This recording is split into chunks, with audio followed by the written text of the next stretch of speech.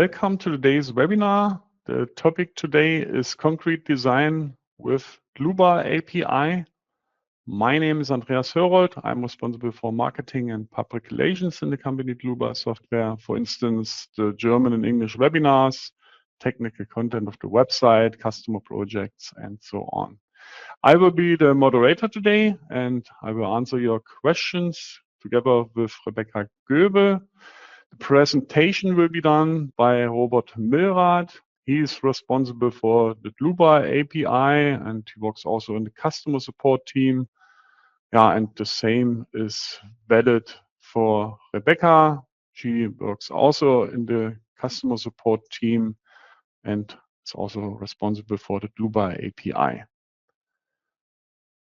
You can ask questions when you press the button with the question mark, then enter your question in that field, press send, and we will receive your question, and we will answer you.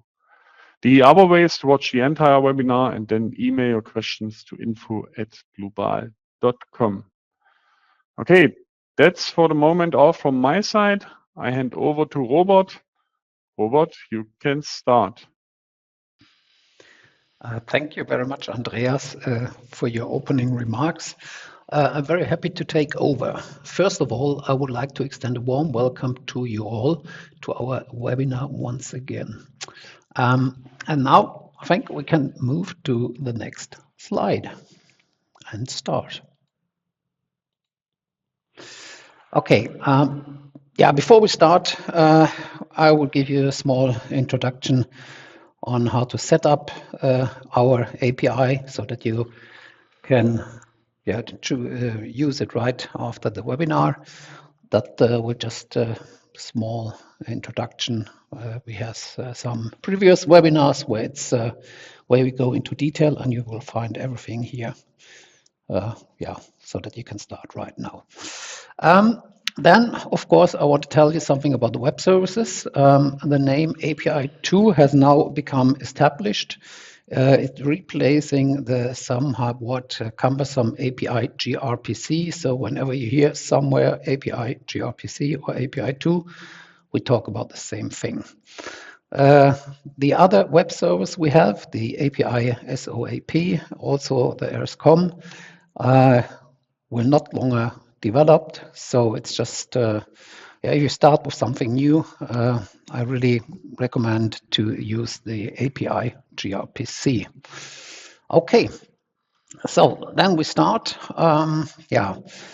We just change into the API documentation. And I want to show you some things here.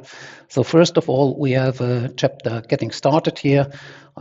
For the Python client, for example, you will find everything you need to set up your client in the right way so that you can use it and try it whenever you want.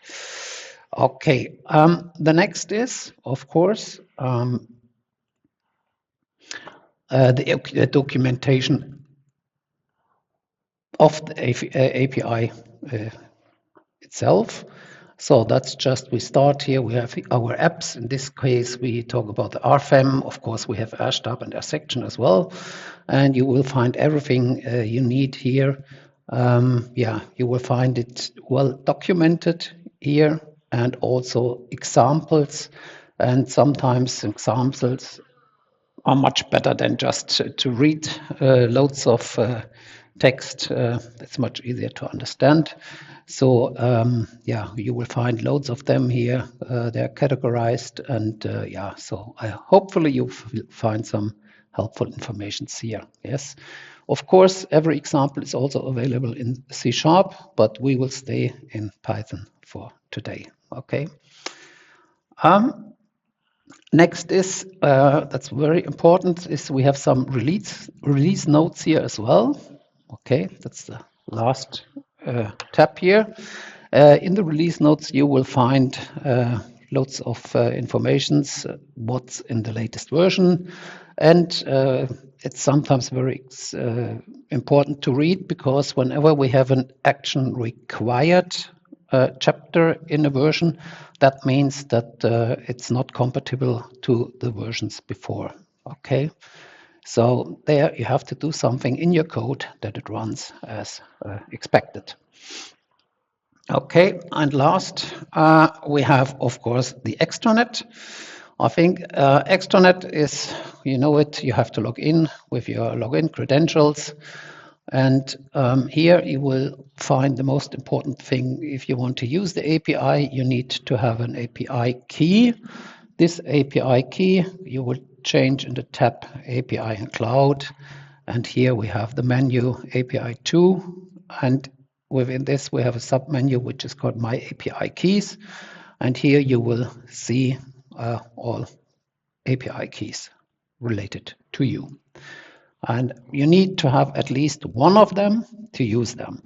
It's important that you don't pass it around or send it in the community or whatever, because if someone has your API key, he can use it, and at the end of the day, it's could be monetized, and I think so. Keep it safe, let's say it in my words. I will show it today later on, for example, use it, but of course, after the webinar, I will deactivate it. So that's not a big thing for today. Okay, and what else do we have? The last thing is, of course, you get some support via our normal support channels, but you can also use the Dlubal community. There we have a topic which is called API and interfaces, and there you will find loads of questions and, of course, answers. So maybe this could be the right place here if you need some help with the API. Okay, that's it for the beginning. And now we can change directly in the IDE. I will use PyCharm today. Of course, you could also use Visual Studio Code or whatever. That's just up to you. The code will be, of course, the same. And before I forget it, just again, we have some previous webinars shown here. And it always makes sense if you didn't use the API before, that you just have a look at them, and you will find loads of helpful information in the webinars. Okay, let's start coding. I prepared some code files here, and we just go step by step, and I just want to explain them. And of course, you will see the result in the RFEM, and hopefully it works as expected. Okay, the first code we have, it's very simple. This is something just to maybe have a look, does my connection work and stuff like this. And I told you before you can use the API at all, you need to set up your API key. Of course, you could do it like this here. Give me a second, my account. No, I'm wrong here, am I? Getting started again, sorry. Python client here. And in our small example here below, you can see you could also pass your API key value here. That means that's the real API key, but you don't want to do that all the time, I guess. So we could do it better. So if you have installed the API, you will find in your virtual environment somewhere a folder called Dlubal API at Dlubal, and then we have the API, and inside the API you should create, or you can create, a config.ini, and inside this ini, that's just how it should look like, and you have a key value pair, and you just name your API key and then the API key value. The important thing is you have to set up a default value as well. In this case, these API keys are the same. So that means if you have this default value here, you can use the method without passing the parameter because of the API key, because it will always take the default one. So in our code example, that means if you have a look with the tooltip here, so you can, if you want, pass the API key value or the API key name, but you don't have to do it, because if you have the default API key defined in the config ini, it will use this one all the time, and that's how I work. There's also an important thing. We have the port here as a parameter. You don't have to pass the port as well, but it's like if you start one instance of RFEM, that will be port number 9000. If you start another instance of any Dlubal app, our section, RFEM or Erstab, it will just count up. So that means the next instance would be 9001, the port, and then the port would be 9002 if you start another one, and so on. So sometimes you have open several instances, and that you know exactly to which port, which instance you want to use. You need to define the port here. You can see which port is used in this instance if you go into the options, program options, and then below we have some settings here, Dlubal API gRPC, and you can see here we have the server initial port. That's where it starts with, and that's the used one. So in the second instance, the used gRPC server port would be 9001, and so on. Okay, so I will close this one. I don't need this. Nope. Okay, let's go back to our script. Here we have the simple script you can use. At the end of the day, we just start the API, the RFEM application, and we just want to print out some useful information like get application info, get subscription info. We have the model parameters here, and this is it's a method from my own. I just created this one to show you something. I just start the script, and it should. That was the wrong. Sorry, my fault. Give me a second. Of course, I need to start this script here. Okay, and as you can see, we get some print out here. That's the get all versions info. Here you can see the IPU using the version, RFEM, and the Python. And also you can see the API key. What's very important here is that the API version and the Dlubal app version should match with the last numbers. So that means 2.13.9 works with 6.13.0009, and so on. Yeah. If there's a mismatch, it could be that it doesn't work. As I told you, if there's a action required somewhere, so we have some changes in the API and it's not compatible, and then you run into an issue. But yeah, here you can see test this always before. This will be done automatically, and you will get an information in the terminal if there's a mismatch. Okay. Also, we have this information. You get application info. That's just exactly what RFEM version you're using, and so on. The settings here, which language. Subscription info. This is interesting because, of course, as you know, we have some different subscription plans for the API, and every plan has its own limit. And here I have the free limit, the free plan, and that's normally just 1,000 requests per month.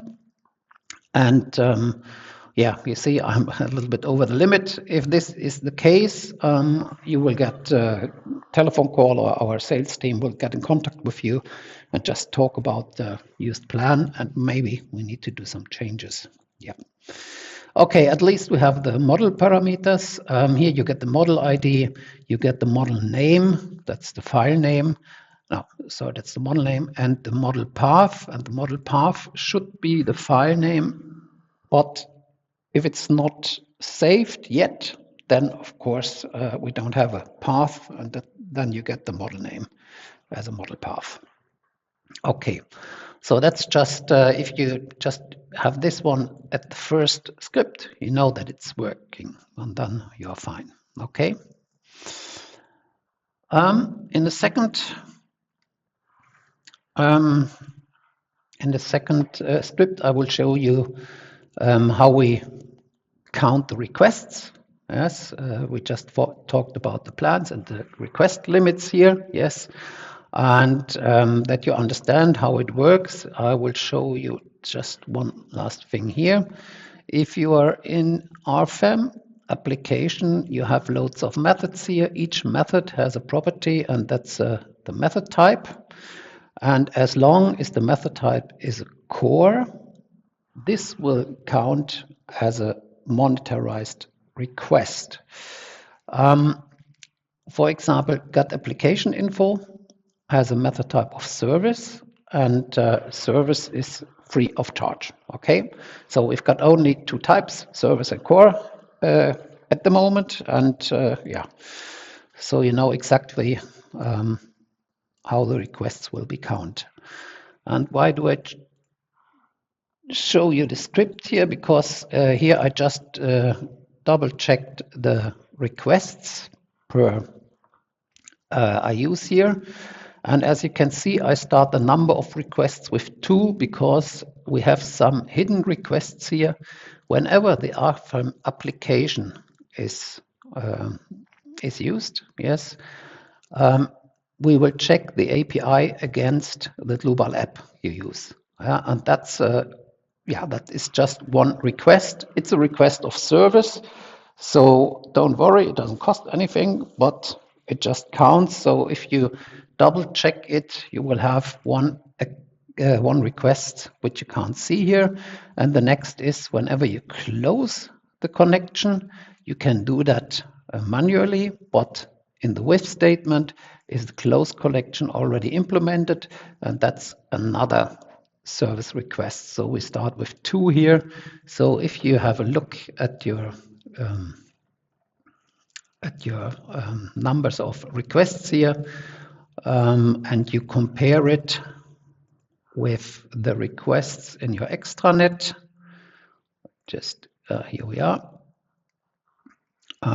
You can go to the API sessions here. That just takes a while, and then you could see here. You can see here that you have a session started, and then you can see here the total requests counts. And so this is just so. If you compare, you need to know about the hidden requests here. That's all. Okay.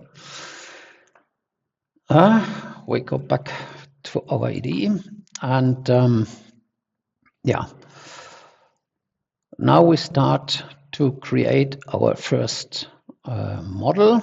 Yes, that's something very straightforward. Just run it, you will see it. We create a frame, nothing special. Here you see it's doing something okay, and just want to show you nothing special really. And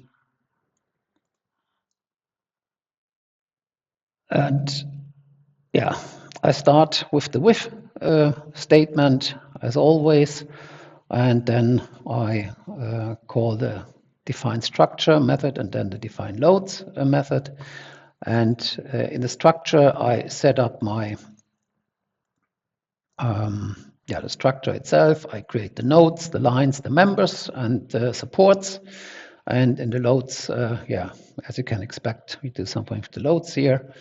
And then we have created our frame, very basic. I don't want to go into detail here. You can see that in the previous webinars if needed.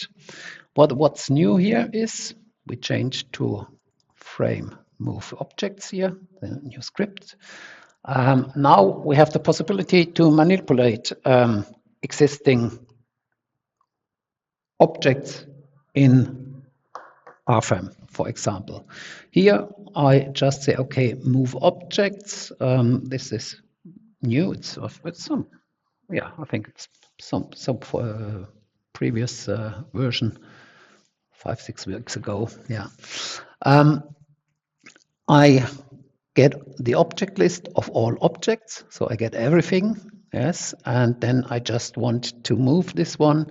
And also, I will do a copy of it until 2 times. Yes, and I just move it 5 meters. So, well, we are always working with SI units here. Don't forget this. And if I now run the script, you will see, whoop, that was faster than me, that I just copied this frame with everything 2 times in a distance of 5 meters. Okay, this is something which is yeah, very useful. You can manipulate, copy, mirror, whatever you want. Just have a look into the documentation. You will find all details there.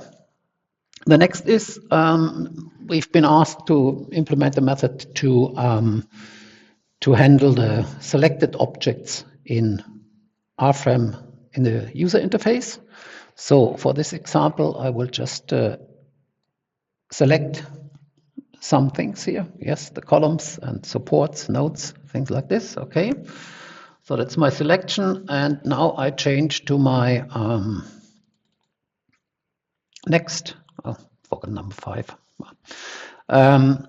I changed into the next script, and here I just want to show you we can get our object list again. Yes.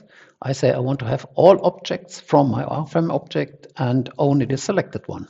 Okay. At the same time, I will do another get object list, and this time I just want to have the nodes. So I will always only get the nodes here in this list. So node list is different to selected object list. And then I will walk through my selected object list, and if it's a node, I will add it to a new selected nodes, so that at the end of the day we should have 2 identical node lists here. Okay, and we will give it a try. Oops, here we are. Okay, so I selected some things here, and then I said, okay, I want to manipulate this, copy this one 2 times, only the nodes. So, and that is exactly what has happened. And if I now have a look here, you will see that the selected nodes in RFEM 2 is like 2. That's the number of the list, node list here we got from RFEM itself. And then we created our own here. So this is just, if you talk about the request counts, yes, if you do a request get object list several times for each type, yes, of course this will cost more requests than if you just get all and then just walk through them and create your own lists. So that's up to you, however you do it. But with the architecture of your code, you can save lots of requests. Okay. This is it with the small code snippets I wanted to show. And now we can move forward to our main topic here. This is how we can manipulate the values of tree tables, and we do this with concrete, and we also will change the general settings of the concrete add-on and then the settings of the ULS configuration for concrete. Okay, We start with the material here. I will just show you. This is very, very basic. Yeah, I do nothing else than just create one material, create one new project, add that material to the project, and that's it. Okay. So run this one.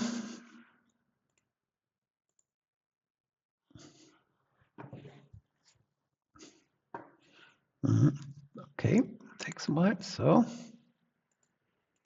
I will just close this one. Don't need this. Oh, sorry, cancel. I need to close this one here.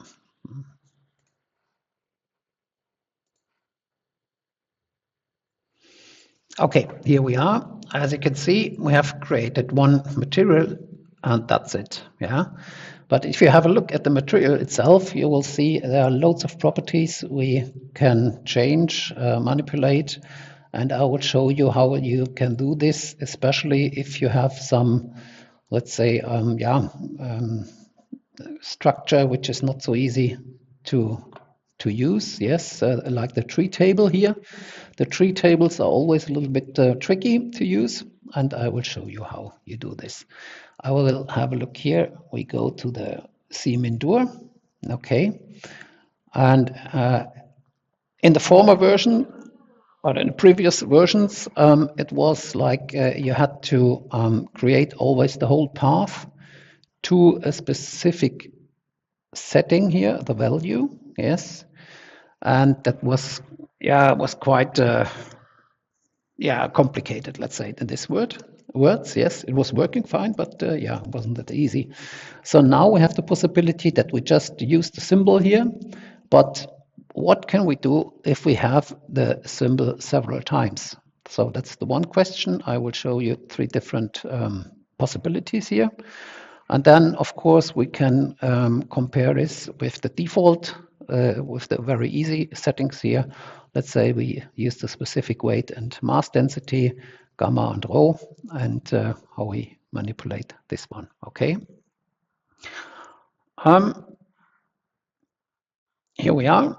In the code, I have created a small helper function, yes, because whenever we talk about a tree table, it's like a tree view. Yes, you have some nodes and parent nodes and child nodes, and so you have walked through the nodes until you come to your value. Of course, you can just print this out here in our terminal, but that's not so handy. So therefore, I just created a small save tree to JSON, and that's the name here: material values, for example.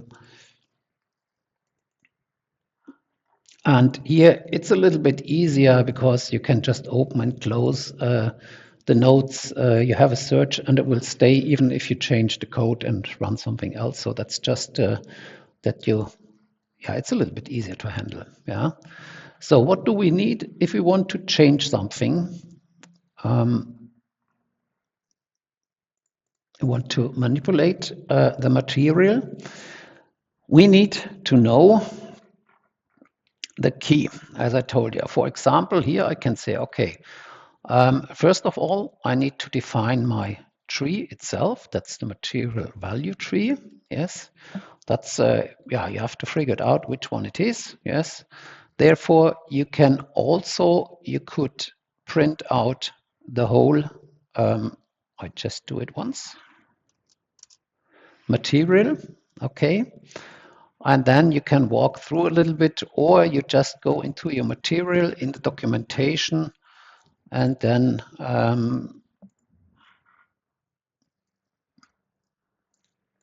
we are here. ARFM application structure core. In the model, we need to go to structure core. There we will find material, and here you will see all properties and stuff like this. And yeah, then you can see what's the return type, and then you know if it's a tree table, then you know this is what you need to use here. Okay, in our example, we are here material values tree should be found, and then you know, okay, I can use that as a material, as a tree table. Yeah, so then inside my tree table you can set the values, therefore you need to have the key. So how do you know the key? The easiest way is if you just follow, for example, the user interface and search for it in your specific JSON or in your tree table. Yeah, so it's a little bit tricky, but you will get it. Specific weight we can use for this. We can use this one, and specific weight with strong F.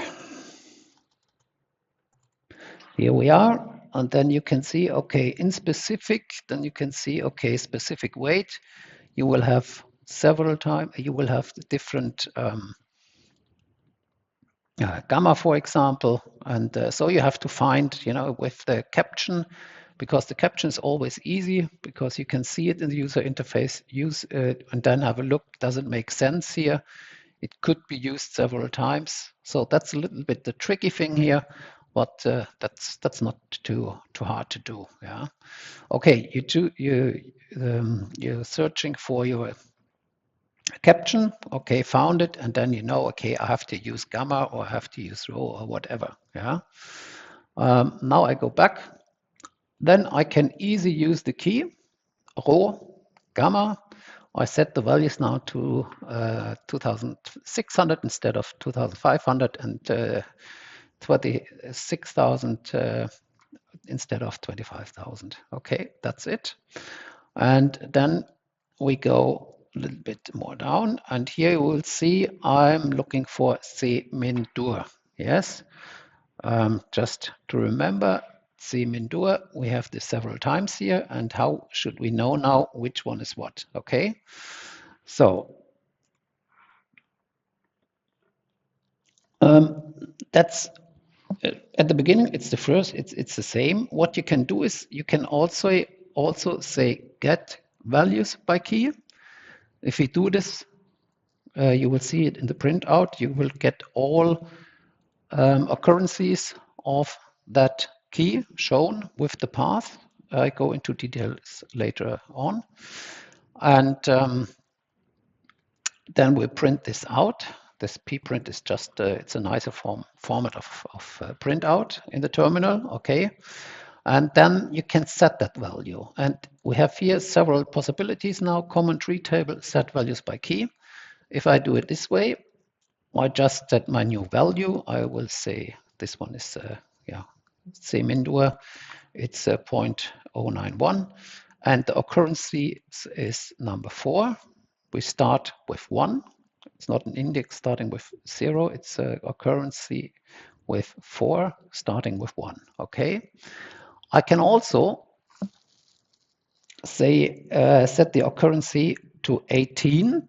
Yeah, and that I will show. That means it will jump over chapters or parent nodes. It would just count, yeah, without any logic.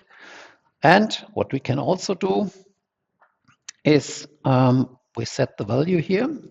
In this case, we define a path, and this path is, that's the important thing here, where structural class number S2, and there the value should be 092. Okay, I just want to show you this, and then it might be easier for you to understand. Just open this one.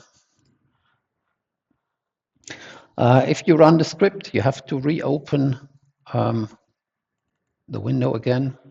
Otherwise, it's not taken into account in the user interface. And we go here.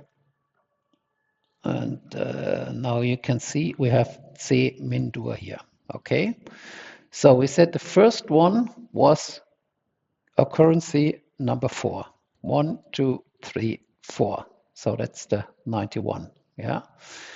Then we said, okay, we will have number 18. Occurrency is 18, and that should be 93, which is also right. This is 7 plus 7, and then we have 1, 2, 3, 4. So that means you can just use the occurrency. It doesn't matter in which chapter it is or in which parent node, tree node. It doesn't matter. It's just counts from top to down. Okay. And then we have the possibility, that's this here, this value. We defined the path. So that means we can define the path to this specific chapter, and then it starts inside the chapter to count. 1, 2, 3, 4. So this is also right. I will show it again in the code here. As you can see, 91 was occurrency 4. Then we had 93, which is occurrency 18, and we had 92 with the path and the occurrency. So how do you know the path to it? And this is something you will get with this get here on the top. That was the reason that I made this one. I said, give me all C-Mendur, and if you have a look at the get values by key, yes. If you say returns path is true, which is done here, okay, then you will get all paths shown like this here, okay. So this is all occurrency, C-Mendur, and this is the specific path always, okay? And in our example, we wanted to use the S2 at the end, so we have to figure out which one is S2, and then we can use this one here. Yeah, we can see, okay, in S2, it comes up several times, 7 times, and then you can just copy the path and then set the occurrency, okay? To keep this simple, we will provide this the key values in the future version as a tooltip. Yes, so this will make life a little bit easier if you're developing via the API. But if you're a little bit into it, then you will get it anyway. Okay, so that was the modification for the C-Mendur values. And of course, just to make a double check, we also changed the values here from 25 to 26, or 2,600 to instead of 2,500. Okay, fine. Let's move on. We go to the next chapter. We close this one. It's not needed anymore. And here we are, as I told you, we want to create a project. I will do it right now. Just have a look here.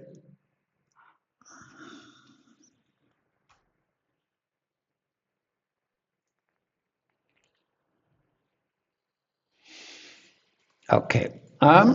Here we will do some modifications also in the tree table. And this is for the concrete add-on. So we will do some changes here in the global concrete design settings. And then we will do some changes in the ultimate configuration. And you will see here it's getting very complex with the tree table because you have some hidden settings, and but this will be shown. Okay, we start with the concrete. It's quite easy with the global concrete settings.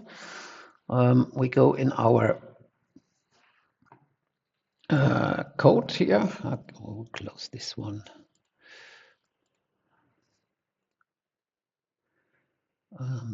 Global settings. Okay.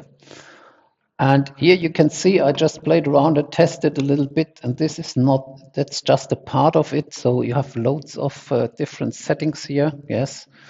Yeah, but it's not too bad. You will get used to it. Okay, so we say again, we get the global concrete design settings tree. Yes, and yeah, you just have to define this one here as a return value. You get the tree table, and this tree table is also, I use the same helper function as before. I save this to global concrete design settings tree. Let's have a look. Global concrete design settings tree, here we are. And then you can see you've got loads of values here, yeah, but it's not that bad. So we can have a look here. For example, the fatigue. How do I find the key? That's always the question. I'm in my UI, and for example, I'm looking for the fatigue here. Then I just have a look for it. Fatigue. Okay. So again, I go in my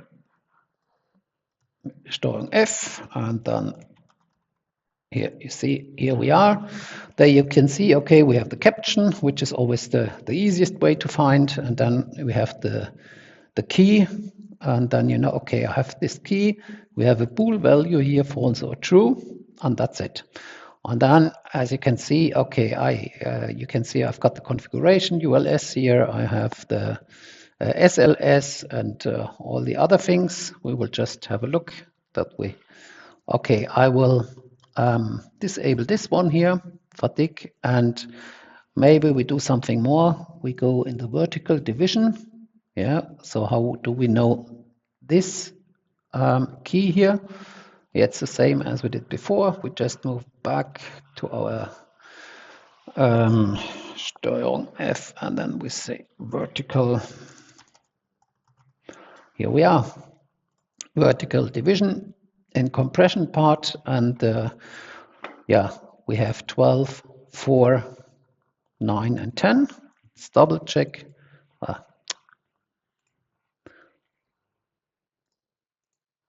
12, 6, 9, 20. Because we didn't run the script yet.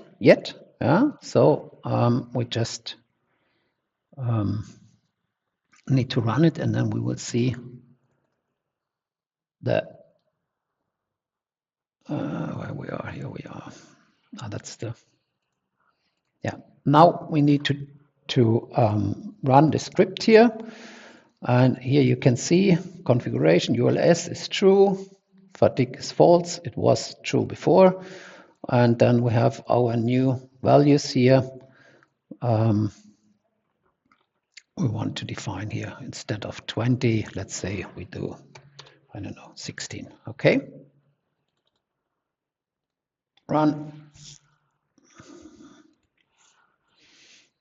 And we can open it again, and then you can see here's the 16, and fatigue is turned off. So that's not too bad, but that's also quite easy tree view here. Yes.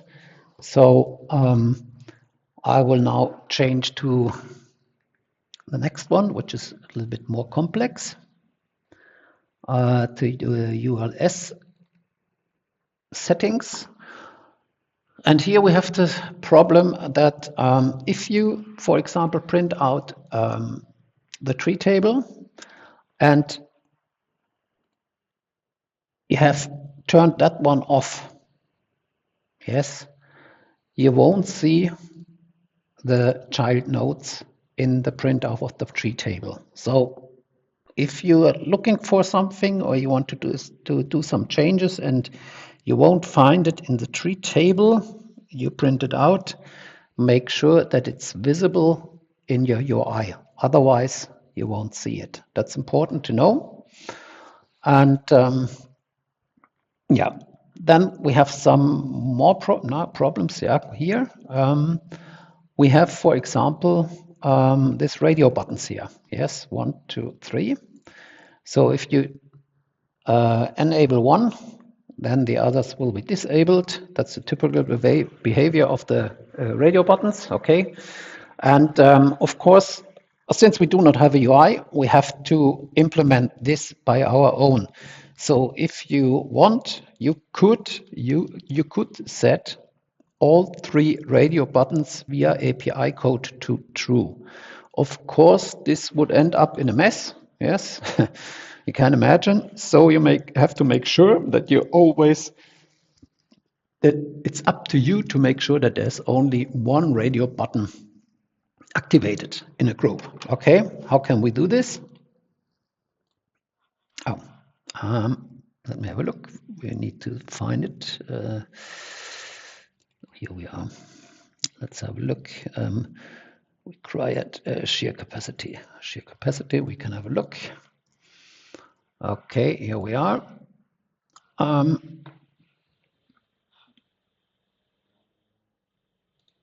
We don't need this one anymore. They need to have the ULS settings. Our global settings also, just here we are. Okay, and this is at the end of the day very straightforward, like we had it before. In this case, you get the concrete ULS config as a tree table. Yes, you can use the whole tree table of the ULS config, or you just take some parts of it. In this case, for me, I like it if it's a little bit broken down, and so I just say, okay, the ULS setting member EC2 tree, which is just a child tree of the ULS. I define this one here, then I save this to JSON. The result is here. ULS settings member EC2, ULS settings member EC2. If we open this one, and then again, you will find everything you need here. Okay.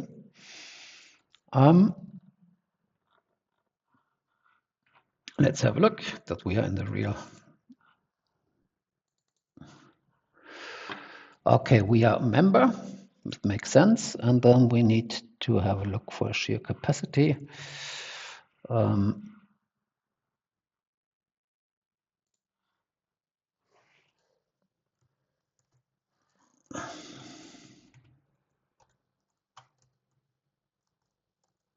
Here we are. Okay, then we have this is the UI. That's it's the easiest way to search for. And then you can see here we have below this one we have 1, 2, 3 values, and each of them is a bool, and only one should be allowed to be checked. Yeah. So therefore, in my script, well, let's have a look here.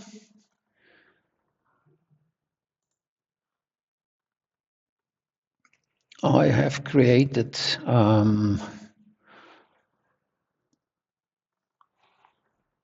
let me have a look a little bit further down. Yeah, here we are.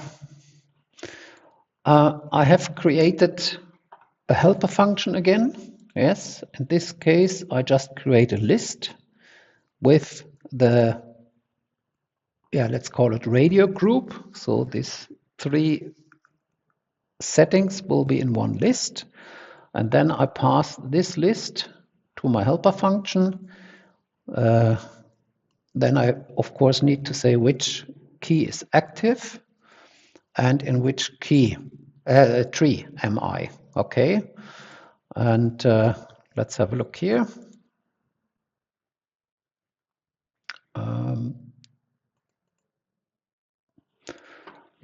And here I just walk through the list, and there's only one possibility where key is where my key is my active key. This list item will be set to true. All others, because they are not true, will be set to false. Okay, so that's the logic behind. That's much easier than just to say here, set it this one to true, this one to true, and this to false or whatever. That's just buggy. So I just decided to create my helper function here. And if you use this, then you can take control over the radio buttons here, like this one. Yeah.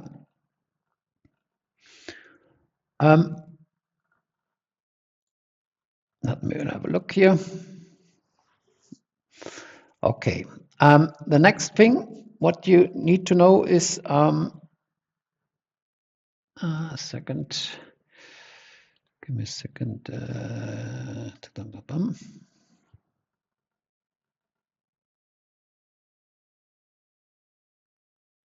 Yeah.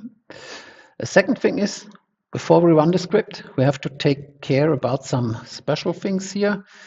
In the punching tab, for example, we have some settings here. And it seems that, for example, a grid is only, you will see it only once, but you can change it, for example, to the key, okay? And now, because I know that I tried it several times, I have another possibility here. And as you can see, now I have the situation that I have 2 times the same key here. Yeah, and that can be solved, of course, with the occurrency again. I just wanted to show you this because it's important to know that you could have the key several times, but it's hidden. Yes, but of course, if you want to set it, then you will get an error if it occurs more than one time. Yeah, that is just for your knowledge that you see, okay, it could be that this is not shown, and then you get an error and you say, why? I don't see the other ones, because it was just hidden somewhere. Yeah. And here, of course, even if it's in different chapters, and yeah, you can just use the occurrency. Let's go to our script.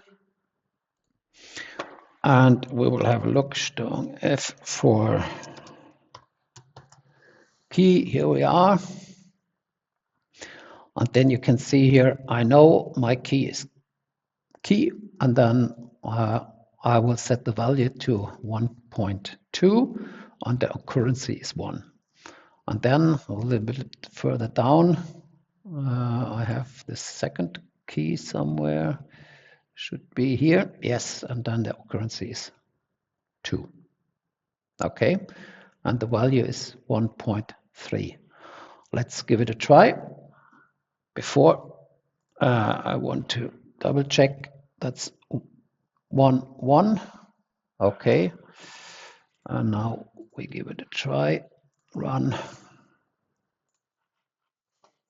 And as I told you, don't expect something to see here, some changes, because you need to open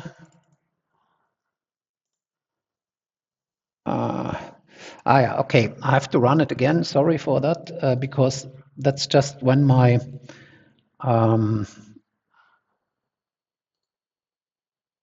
let's just run it once again, because I created my JSON before, so that's just yeah, but now it should work. I hope so. Okay, now we have the key is 1.2, and multi-static. Did I do something wrong here? But as you can see, we have the 1.2 here that worked, and let's have a look. Why is it not working? One more try. If this doesn't work, 1.3.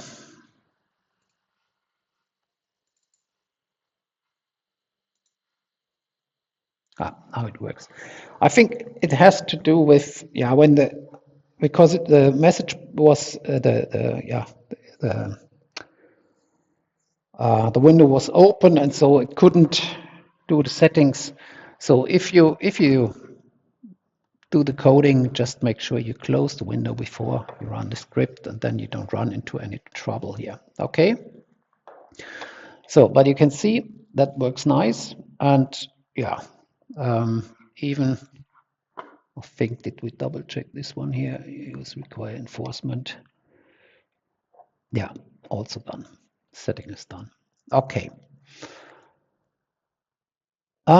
This is how you can manipulate the tree tables, and yeah, it's just a little bit tricky, but if you you really get used to it. It's just it takes a while, but then it's at the end of the day it's very simple. You have to do it several times, and then it works without any problems. Okay. One last thing I want to show you. Now we have manipulated the configuration for the global configuration for the concrete, and now for the ULS design. And now we want to come to our last script I want to show. Close this one. So, no, we don't need to save this one.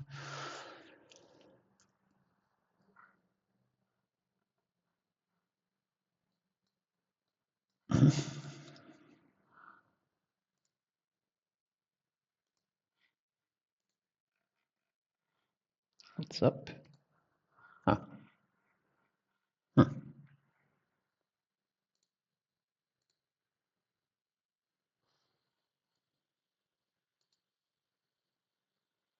Oh, sorry, I just closed. Give me a second. I have to reopen RFM again. I just closed it. English pre-release. Okay.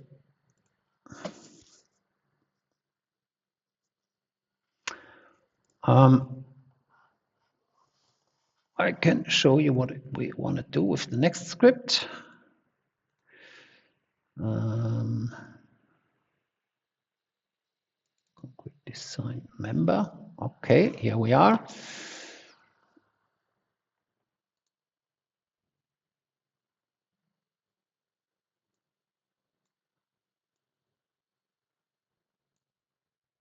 Okay, I will just create this one, and then you get the explanation.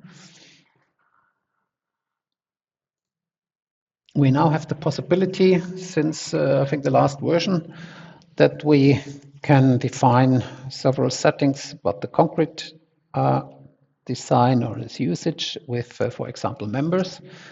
And I just want to show you. It's very simple here. That's all. That's our model, and yeah, it's still working here. And the model, we create this one and do several settings here.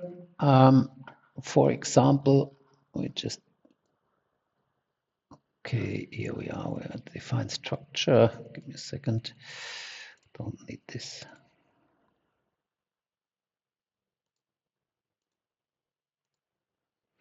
Okay, we just start the application as always with the port. We do some settings here, and then of course we delete all objects because we don't want to have them alive. We want to have a clean new model here, and then we define the structure, loading, and concrete design. We go to the structure first.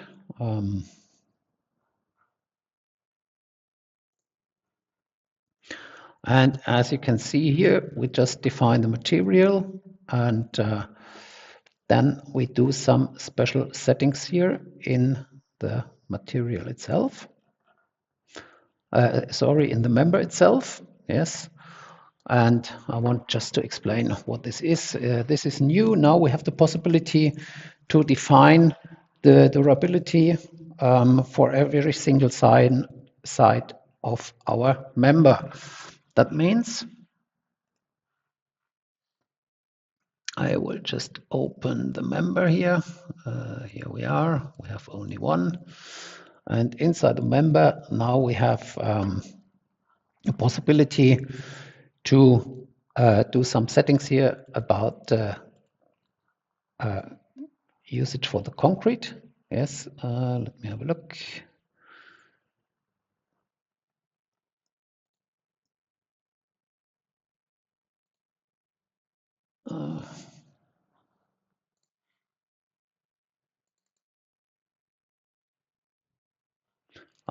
Seems this. It's a previous pre-release version. I think there's a little bug here, but yeah, if you roll it out, this will be fixed. Okay, the concrete cover here, for example, this is new. You can now do your own settings here. Concrete durability for each side. So we have the top section here. We have number 1, or index 1, and left section, left, right, and on the bottom we have the setting to 2. And yeah, this can also be modified in the code. I want to show you the code right now. And yeah, and then we do also here our shear reinforcement settings. We can define the spans here. And of course, we have 3 of them here. And we have the longitudinal reinforcement. We have also several settings here. And each setting, oops. That was the copy, was my fault, yeah. We have the settings here, we have all the values, and okay, I will show you how we do this in the code. As you can see, we just create our structure core member, and there we have several properties, new properties here, and yeah, that's the durability here. We have the concrete shear reinforcement spans. We define them here as a list of rows, and these rows then will be mapped to the right format here. So we get a concrete shear reinforcement spans table with that as a content. And the same we do with the longitudinal reinforcement items. At the end of the day, we don't pass the parameter number here. It's not necessary because that will be automatically done if we don't define it. For example, we could, yes, but we don't need to do it. And if we don't do it, this will be done from the API itself. Then we have the concrete longitudinal reinforcement items rows, as you have seen in the user interface. And that's very straightforward. It's not that complicated. You just have to get used to it, read the documentation, and we will see we provide all the enum types you need to use. And yes, then you can do your settings here. Here we define the concrete durability. That's number 1. That's number 2. Yeah, and that's it. Then at the end of the day, here, of course, we do some settings, the concrete design ULS configuration. That's for all members, for example. Yeah, that's just, I think I showed you that before. It's a very good example, and now you're able to, yeah, define all the settings you need, and you get a very good result if you do the concrete design, I hope. Okay, let's go back.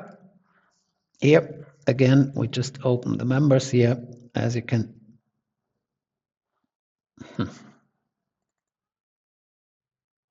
Here we are, cross-section well. Let me have a look. Concrete cover, here we are. Okay, here we have all the settings I told you. You can set the concrete cover. That's also done in the code. We have the shear reinforcements. These are the rows we added with the specific values here defined. You will find them here. Same with longitudinal reinforcement. And of course, we did some settings here. Okay. And yeah, that's very, very easy to use. Yeah, that's well done, I guess, from our development team here. Yeah. Of course, here we have somewhere the settings for the reinforcement for the concrete durabilities. We also added them in the code. I showed you that. And yeah, just if you have the code on your machine and you just run it, you will get an idea how it works. It's not that complex.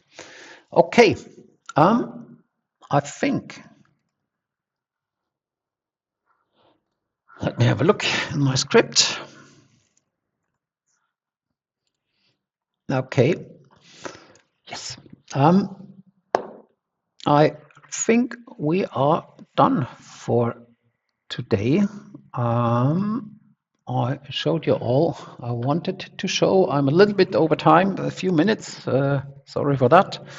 But yeah, I think we've covered the material quite well. So I will now hand back to my colleague Andreas, and I say thank you very much for your attention. Bye. Thank you, Robert, for your nice presentation. I have an additional hint to our online courses. There's the HFM6 course. It's a course for beginners. Then the Eurocode 2 course for the concrete design with HFM6. The Eurocode 3 course for the steel design. The Eurocode 5 course for the timber design. And the Eurocode 8 course for the earthquake design. For more information, just scan the QR codes or click at the links. You can get such a course for free when you submit your customer project. And when we publish it, then you will receive a course that is valued up to 399 euros. Just click at the button or scan the QR code. Alternatively, you can write me an email to info@dlubal.com, and I will write you back what files I need. Then a hint to our free online services. Whereas, for example, the Dlubal community, you can ask questions there, and other users or members or our employees will answer you. Then there's the GeoZone tool for the determination of snow, wind, and earthquake loads. Then you can determine cross-section properties. You can download 3D models, for example, as a template for your project. And you can download our free trial versions, versions of HFM6, RSTART 9, RWind3, or RSection. And the versions are full versions, and you can test them for 90 days. You can explore all our free services when you click at the link here or scan the QR code. More information can you find on our website, dlubal.com. For example, our recorded webinars, the knowledge base articles. You can ask our AI assistant, Mia, all the time. Just try it. Okay, that should be also all from my side. I thank you for your attention. Thanks again, Robert, for your presentation. Thanks, Rebecca, for answering the questions. I wish all a nice rest of the day. Bye-bye.